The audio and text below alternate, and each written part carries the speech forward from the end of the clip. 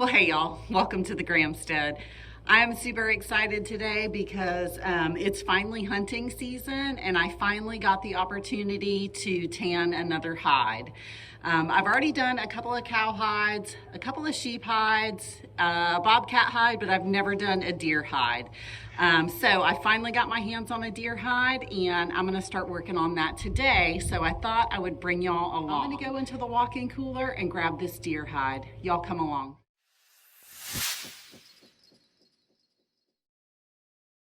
I've had this deer hide in my walk-in cooler that's been kind of semi-salted, waiting on me to get to it, and today is finally the day that I actually have the time to sit and flesh this deer hide out a little bit. When Tori originally pulled it off the deer, I did go ahead and do like an initial fleshing on it, but I knew that it was going to be a minute before I could get to it, so I went ahead and I put a thin layer of salt on it and I folded it up, and it's been sitting in my walk-in cooler. So finally, today is the day that I get to finish fleshing this hide out.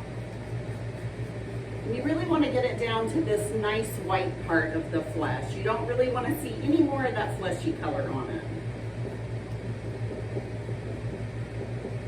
The better job you do with your flesh, the better your hide is going to turn out.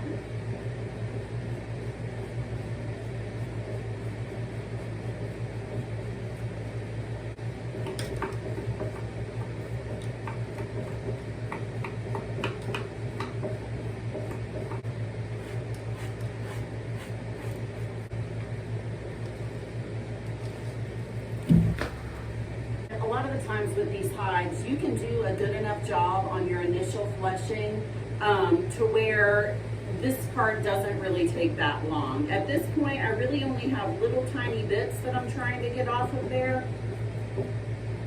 So I can go ahead and get it salted to get it to start to dry out.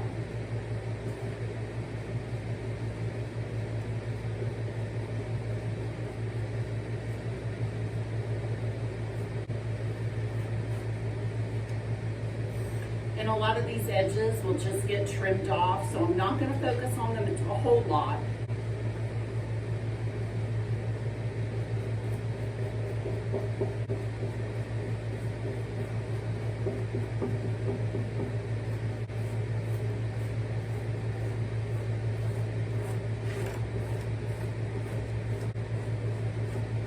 Getting down to that nice white hide.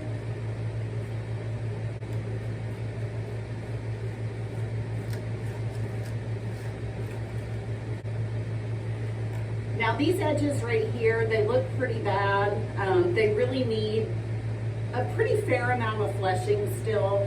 I don't want to spend the time on that, so I'm going to go ahead and trim these edges.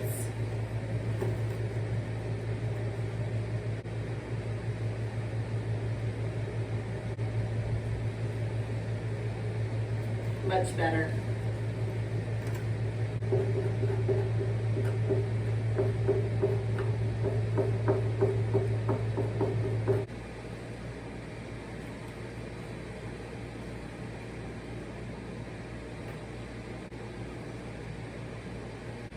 This is pretty well fleshed. It's good enough for me at this point. I'm going to go ahead and trim up these edges a little bit more, and then what I'm going to do is lay it out onto a table in my walk-in cooler and go ahead and salt it really, really heavy. I'm going to leave it sitting in the salt for about 2 days. I'll wash it, hang it up, let it start to dry, and then I'll go ahead and dry scrape it. Because if you look really closely at it, it's not completely clean, but it's good enough for me at this point. There's just a little bit of a membrane on it, and you can kind of see this little stuff right here. I'm gonna get this salted. The salt will help dry that up the rest of the way, and then after I get it washed and it starts to dry out, when it gets to a certain point, I'll be able to either sand it or dry scrape it, and that will take care of the rest of the membrane that you see on this hide.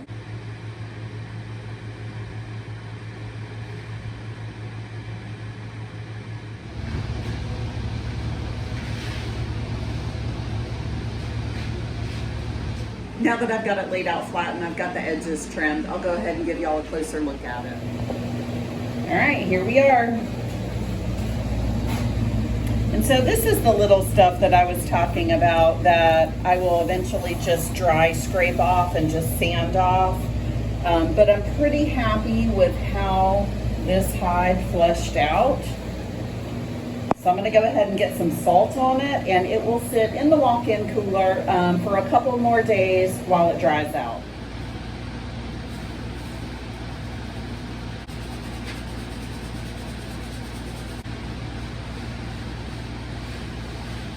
All right, y'all, that's it for now. I'm just gonna let this sit in here and let that salt draw out the rest of the moisture that's in that hide. So I'll check on it probably tomorrow morning, and if it looks a little damp, I can add a little bit more salt to it, and probably within 24 to 48 hours, it'll be ready to go. So at that point, we can wash it, let it start to dry out a little bit, and then hang it and start to dry scrape it. All right, so it has been 24 hours. Just came in to do a quick check on the hide, and the salt feels pretty damp at this point. So I'm gonna go ahead and resalt it and let it keep going. Well, hey y'all, always on time. It's been about 4 days since I've salted the hide and had it sitting in the walk-in cooler, and it's a beautiful day out today. It's nice and cool, so I figured it was time to go ahead and pull it out. The salt is starting to dry on the hide a little bit, so it's not really pulling any more moisture out of the hide. So it's definitely time to get it washed. So I've got a tub set up with some Dawn dish soap. I'm going to give it a really good bath because this is the only bath that it's going to get. You know, it's leather, so you're not going to want to get it wet anymore. So I'm going to give it a nice good soak, and when that is done, I'm going to let it drip dry for a little bit. But then I'm going to go ahead and try to stretch it out onto the rack, where I will eventually do some dry scraping on it and start to break the hide in a little bit. I did set it up on this drying rack just to get it up on this table because it was staying pretty wet.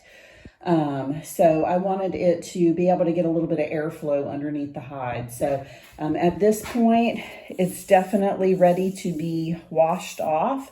You can see all this salt has started to dry again. It's not pulling much more moisture out of that hide. So I'm going to get it thrown into this tub of Dawn dish soap.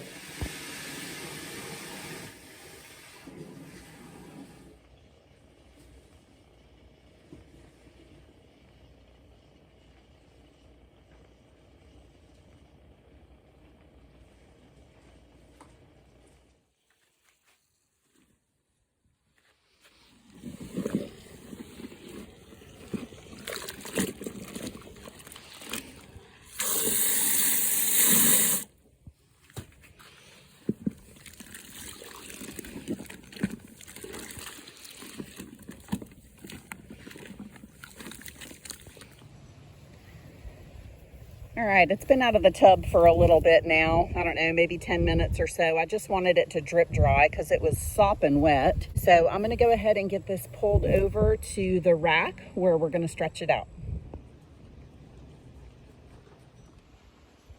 I also wanted to show y'all real quick. This is the little knife that I use to flesh the hide a little bit. This is a really sharp knife, so you got to be careful with this. It will put holes in it if you're not careful. But this is the little hand tool that I like to use. I like it because it's nice and small, fits well in my hand, and is very effective.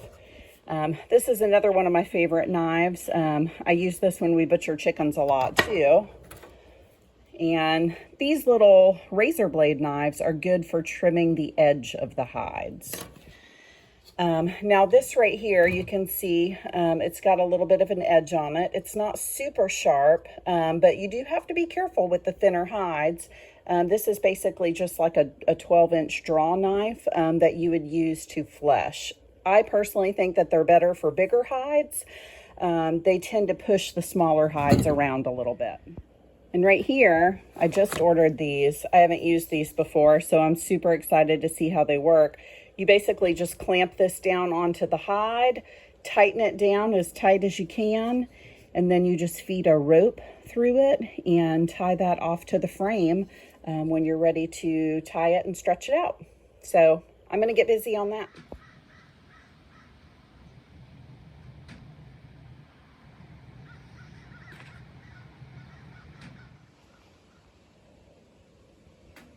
All right, so that's what that looks like.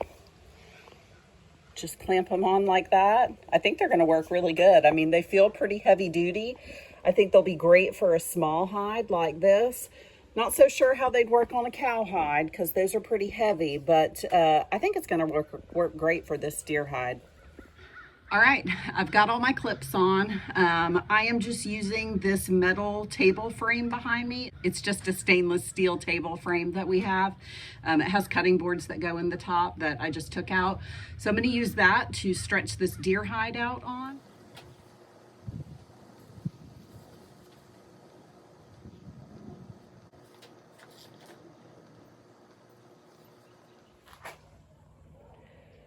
All right.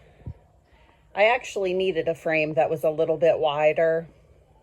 It's a little bit longer on this side, so I really had to tie it off over there, but it worked. It's just temporary, so, but this stretched out pretty nice.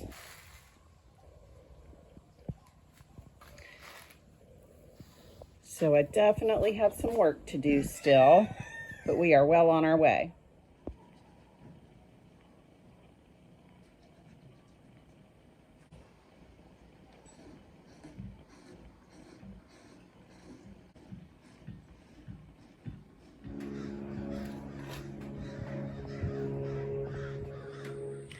All right, y'all, we're moving along in this process here.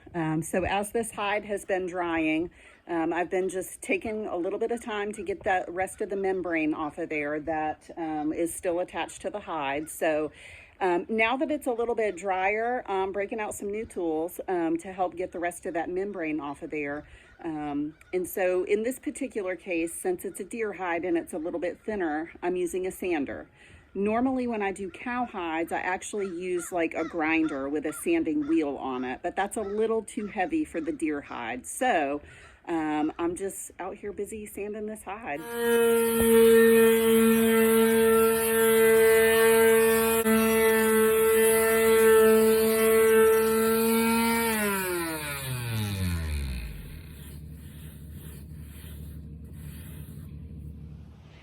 All right, y'all, this is really starting to soften up nice now.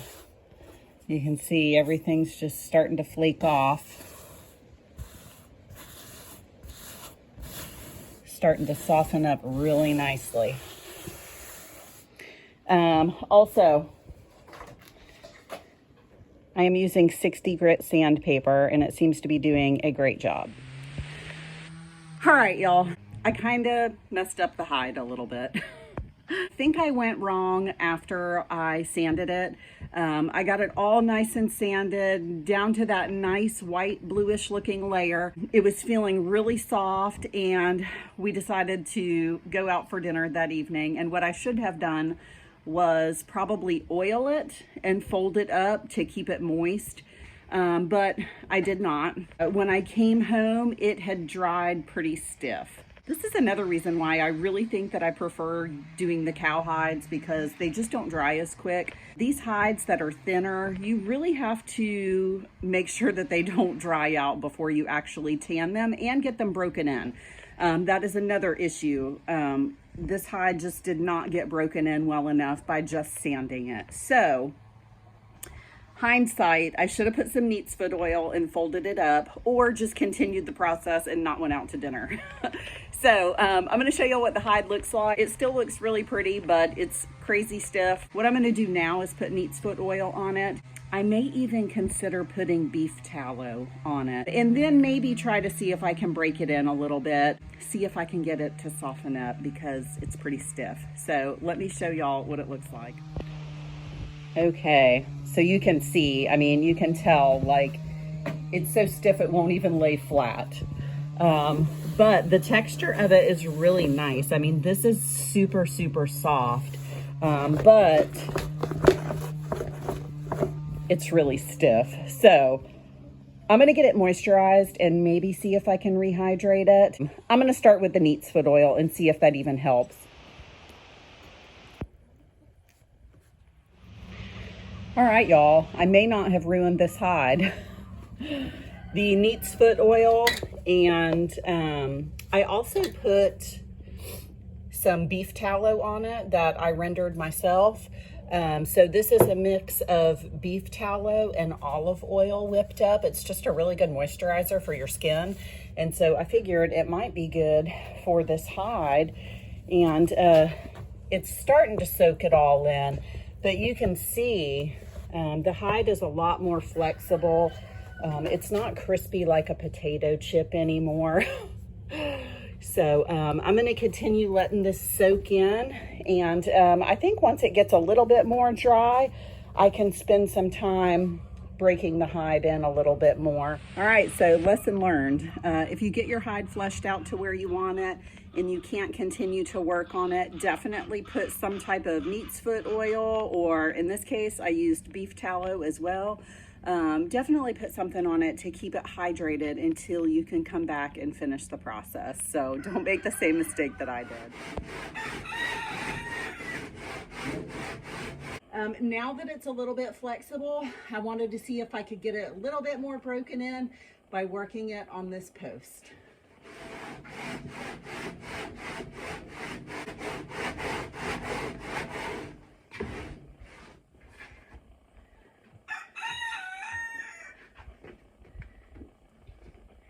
This is so much better. I'm glad I was able to salvage this a little bit. All right, you guys, this has been drying, and it's actually very flexible.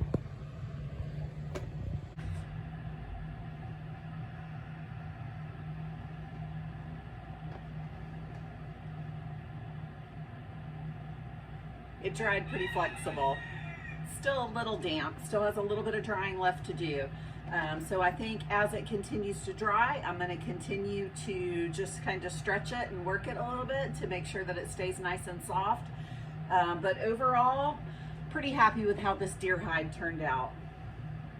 And I love that I was able to keep the tail too. Turned out really good.